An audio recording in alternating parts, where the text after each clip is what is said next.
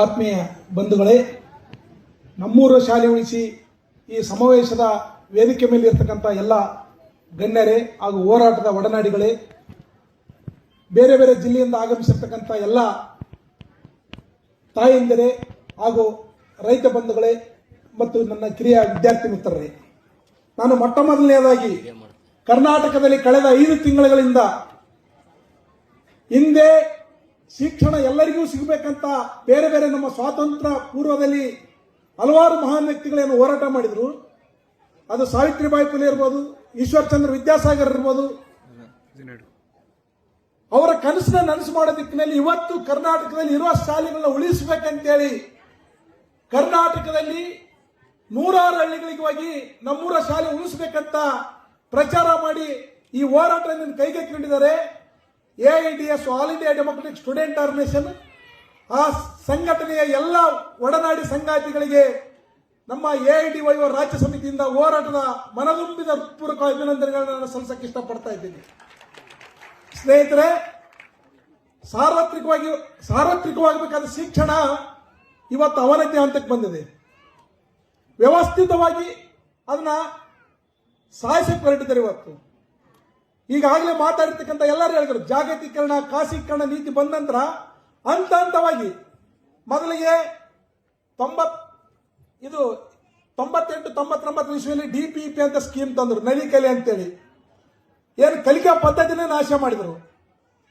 ಅದರ ಮುಂದುವರಿಕೆಯಾಗಿ 2003ರಲ್ಲಿ ಕೇಂದ್ರದಲ್ಲಿರ್ತಕ್ಕಂಥ ವಾಜಪೇಯಿ ಸರ್ಕಾರ ಒಂದು ಬಿಲ್ನ ಪಾಸ್ ಮಾಡ್ತಾರೆ. ಅದು ಏನಂದ್ರೆ FRBM ಅಂತೇಳಿ, ಫಿಸಿಕಲ್ ರೆಸ್ಪಾನ್ಸಿಬಿಲಿಟಿ ಬಜೆಟ್ ಮ್ಯಾನೇಜ್ಮೆಂಟ್ ಅಂತೇಳಿ.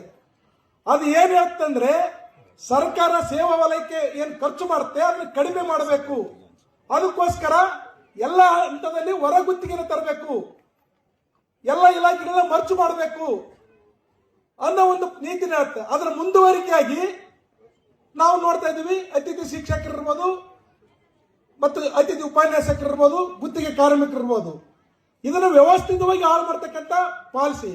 ಹಾಗಾಗಿ ನಮ್ಮ ಭಾಗದಲ್ಲಿ ಹಳ್ಳಿಗಳಲ್ಲಿ ಒಂದು ಗಾದೆ ಮಾತಿದೆ, ಒಂದು ನಾಯಿನ ಸಾಯಿಸ್ಬೇಕಂದ್ರೆ ಮೊದಲು ಹುಚ್ಚು ನಾಯಿ ಅಂತೇಳಿ ಪ್ರಚಾರ ಮಾಡ್ಬೇಕಂತ. ಆಟೋಮೆಟಿಕ್ ಜನರೇ ಆ ನಾಯಿಗೆ ಕಲ್ ತಗೊಂಡೋಗಿ ಸಾಯಿಸ್ಬಿಡ್ತಾರಂತೆ. ಹಂಗೆ ನಮ್ಮ ಸರ್ಕಾರ ಇವತ್ತು ಶಾಲೆಗಳನ್ನ ಅಲ್ಲಿರ್ತಕ್ಕಂಥ ಗುಣಮಟ್ಟನ ವ್ಯವಸ್ಥಿತವಾಗಿ ಹಾಳು ಮಾಡ್ತಾರೆ. ಕಲಿಕಾ ಪದ್ಧತಿನ ಹಾಳು ಮಾಡಿದ್ರು. ಆ ಶಾಲೆಗಳಿಗೆ ಮಾಸ್ಟರ್ ಕೊಡಲ್ಲ, ಕೊಟ್ಟಿರ್ತಕ್ಕಂಥ ಮಾಸ್ತರ್ ಪಾಠ ಮಾಡಕ್ ಬಿಡಲ್ಲ. ಈ ರೀತಿ ಮಾಡ್ತಾ ಇಡೀ ಶಿಕ್ಷಣನ ಇವತ್ತು ಖಾಸಗೀಕರಣ ಮಾಡಕೊಂಡಿದ್ದಾರೆ. ಆದ್ದರಿಂದ ಇದನ್ನು ನಾವು ವಿರೋಧಿಸಿ ಹೋರಾಟ ಮಾಡಬೇಕು. ಇದ್ರ ಜೊತೆಗೆ ಮುಖ್ಯವಾಗಿ ಇವತ್ತು 40,000 ಶಾಲೆಗಳ ಮುಚ್ಚೋದ್ರ ಮುಖಾಂತರ ಸುಮಾರು 2 ಲಕ್ಷ ಶಿಕ್ಷಕರ ಹುದ್ದೆಗಳ ನಾಶ ಆಗ್ತವೆ. ಇವತ್ತು ಓದಿರ್ತಕ್ಕಂಥ ಯುವಕರಿಗೆ ಇವತ್ತು ಕೆಲಸ ಸಿಗಲ್ಲ. ಇದರ ಮುಖಾಂತರ ಶಿಕ್ಷಣದಿಂದ ವಂಚಿತರಾಗ್ತಕ್ಕಂಥ ಎಷ್ಟೋ ಜನ ಅನಕ್ಷರಸ್ಥ ನಿರುದ್ಯೋಗಿ ಯುವಕರ ಪಡೆಯನ್ನು ಸೃಷ್ಟಿ ಮಾಡ್ತಿದ್ದಾರೆ. ಕಡಿಮೆ ಕೂಲಿಗೆ ದುಡಿತಕ್ಕಂಥ ಕೂಲಿಕಾರನ ಸೃಷ್ಟಿ ಮಾಡ್ತಕ್ಕಂಥ ಹುನ್ನಾರ ಇದೆ ಇವತ್ತು. ಆದ್ದರಿಂದ ಸ್ನೇಹಿತರೆ, ಇಲ್ಲಿವರೆಗೆ ಏನು ಮಾತಾಡಿದರೆ ಅದರ ಪೂರಕವಾಗಿ ನಾವೆಲ್ಲರೂ ಕೂಡ ಇಂಥ ಒಂದು ನೀತಿನ ಸೋಲಿಸಬೇಕಂದ್ರೆ ಒಂದು ಹೋರಾಟ ಬೆಳಿಬೇಕಾಗಿದೆ. ಆ ಹೋರಾಟ ಏನು AIDS ಮುಂಚೂಣಿಯಲ್ಲಿ ನಿಂತು ಮಾಡ್ತಾ ಇದೆ, ಆ ಹೋರಾಟದ ಜೊತೆಗೆ AIDYO ಸತತವಾಗಿ ಇರುತ್ತೆ, ಬೆಂಬಲವಾಗಿ ಇರುತ್ತೆ ಅಂತ ಹೇಳ್ತಾ ನನ್ನ ಮಾತುಗಳನ್ನು ಮುಗಿಸ್ತಾ ಇದ್ದೀನಿ. ವಿದ್ಯಾರ್ಥಿ ಪೋಷಕರ ಐಕ್ಯತೆ ಚಿರಾಯವಾಗಲಿ, ವಿದ್ಯಾರ್ಥಿಗಳ ಐಕ್ಯತೆ ಚಿರಾಯವಾಗಲಿ.